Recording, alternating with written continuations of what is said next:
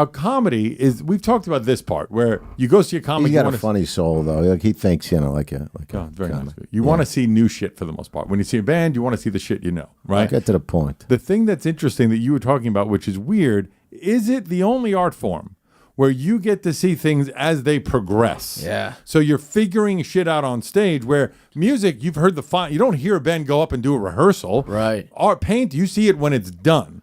I don't know if there's any other art form where you get to watch it in real time, get figured out. And you mentioned it casually, but I was like, I don't know if that exists anywhere. It's a fucking weird and interesting thing to do. I think maybe with social media we're seeing it because you'll see like a guy slap a thing on a canvas and you're like, this guy sucks. And then by the end of the reel or the TikTok, it's this beautiful portrait of Kobe Bryant or something. And you're like, wow. And we've learned to like that you're watching it happen kind of. But I don't know. I think comedy is the one place. It's the only, I think so. Just like I've said this. It's also one of the few places where you fail in front of everybody, you know, well, like in order to figure out whether or not something works, you necessarily have to do it, and then Also, I do all my orgies. I fail in front of everybody.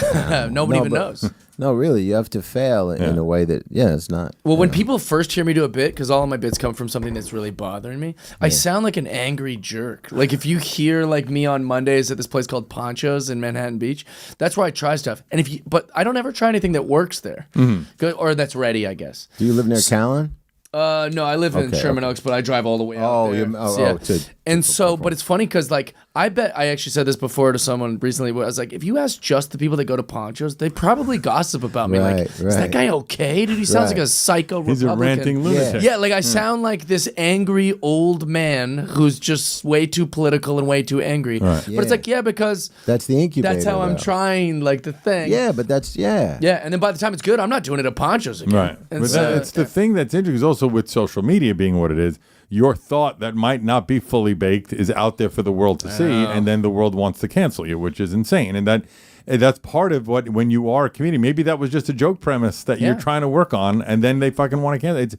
It's just by you saying that casually, I was listening to this morning, I was like, that's a fucking, I don't think there's any other art form really that does that. We should also be able to miss. I think that even in here I know you said you're not a comedian, but even on this show, you should be able to miss. Right. You should be allowed. Like we don't like like even baseball players. If they just get 3 out of 10 hits, like out of 10 at bats, they get on base 3 times. Like 3 out of 10 is not very. I've got to be batting higher than that in comedy, but I should be able to miss. Yeah, right. It is wild. And you have to have a certain personality to be willing to fail constantly and still go back out there. That's the part that I find fascinating. I criticized Bill Burr about like he went on Jimmy Kimmel and was like criticizing people making fun of the fires in LA, which was like a really big deal to a lot of us in LA. It was a very hot button issue. Yeah. And then he went on Kimmel. He's like, I think they did a great job. And I criticized Bill for doing that. I was like, it's a fucking terrible take, and it wasn't funny and was pretty,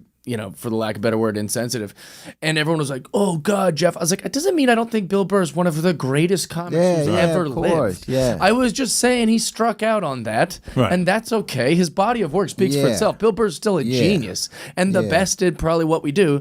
I was just saying he struck out right there, and that happens. Yeah, Warren Buffett's been wrong, too. You gotta, it's part of it. No, but it feeds into the, not contemporary, just this whole hypersensitivity on a cultural level, which inhibits somebody's ability to be wrong or to make a mistake or to evolve a consideration. Sure. It's why, go ahead. We don't have I thought you were about to shit on me. No, that's what I felt. No. I mean, nobody wants to watch us agree all day, but yeah. Sure they do. Sure they do. Well, back to Jeff. I know this is 10 years ago now, I think, right? But when I looked you up, there's a show that fucking fascinated me because I've never heard about it. It lasted 2 seasons, and I don't know how this. I want to hear how it happened. Sure. I want to hear stories. The show's called Better Late Than Never. Yeah, and it was on a regular television, network right? TV, network NBC, TV. Yeah, and it was you, Terry Bradshaw, William Shatner, George Foreman, and fucking Henry Winkler. Yeah, what awesome. A fucking wild lineup. How did you even because I think you're in your 40s, right? Yeah, I'm 42, so this is like 10 years ago. Yeah. So you had to be less than 10 years into comedy at that point, right? I think you started 24. So how the fuck did that come about? And was it as wild as one would think? It was amazing. It was my favorite project. It might be the only thing I've ever worked on too, where like children and old people watched it. Like the whole gamut watched it. It wasn't the edgiest show because it's on NBC. What kind of show was it? A sitcom? A travel show. Travel show. Travel. He's like legit just traveling with them around the world. It was like a bucket list kind of like travel show with these 4 old guys. And the original concept came from Korea, I believe, where this young guy was like on TV somewhere in Korea, but I think it started on the internet. This young guy has a dad or a grandpa that's super old. It was real. And he was like, my grandpa's going to die. And he spent his whole life working because the culture here is like just work.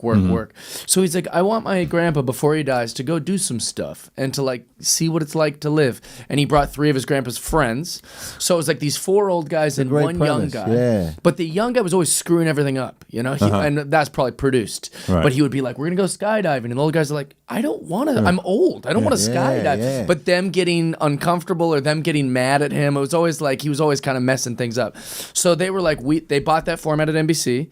I was on a different show called I Can Do That, and I guess they do all these like testings and focus groups and stuff. And like I tested through the roof on the show. It's like people liked me on that show. Hard to believe. Continue. So then, thank you. Well, then when they canceled the show, they were like, well, we still want you at NBC. We just got to find the right project. So then when this got bought, less than a few months later, they were like, all right, we got to find the 4 old guys, but who's the young guy going to be? And then the president of NBC was like, I've got the guy. And it was really fun. They were great guys. Did you create any friendships with those 4? Like, do you still speak to any of them? I still speak to all 4. Wow. I'm going to get a little corny and deep here, but I also think I got the job because like, I don't have the best parents, and I feel like it was like I got like 4 dads out of it. I feel like God gave me that show to be like, dude, you need some men in your life, and you need like to learn how to. We were talking about that off air, how we all need some men in our lives. We were not talking about Oh, that. you weren't? No, I believe not in the way that that's he the means it. problem. So, because We do, but A lot not of in that gay way. jokes Yeah, for well. this guy. Suspicious amount of gay jokes. The lady for doth this protest. guy. why are too you much. adding jokes? Because I was crazy into Happy Days. I'm the right age for it, Oh, but I nice. was also upset. I'm a wild Trekkie, obsessed with Trek. So you know Bill's a terror to work with. Yes, I know that. But then also, I don't know if I ever told you this. My family sponsored a boxer. Like they brought a Yeah, you boxer told up me, there, yeah. and he fought Foreman and went the distance. So Wow. I have ties to all 3 of those people, but I don't really give a shit about This football. isn't about you. No, This but is it was about Jeff. to No, that's know why he's that so that show was interested there. in it, It's such yeah. a fascinating thing. They were all great, and Bill was the toughest for sure. right.